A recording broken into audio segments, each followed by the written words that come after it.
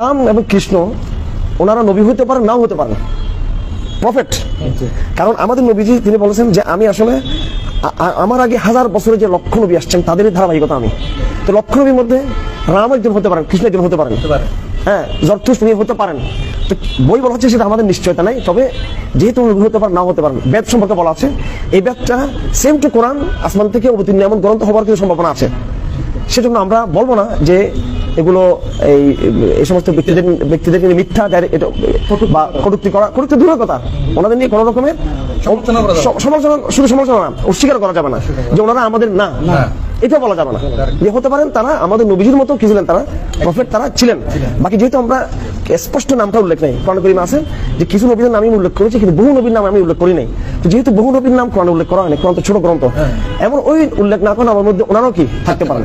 আর ইব্রাহিমকে তো father of nation বলা হয়, এখানে আপনারাও মানে সবাই মানে। তো এই ক্ষেত্রে এই বিষয়গুলো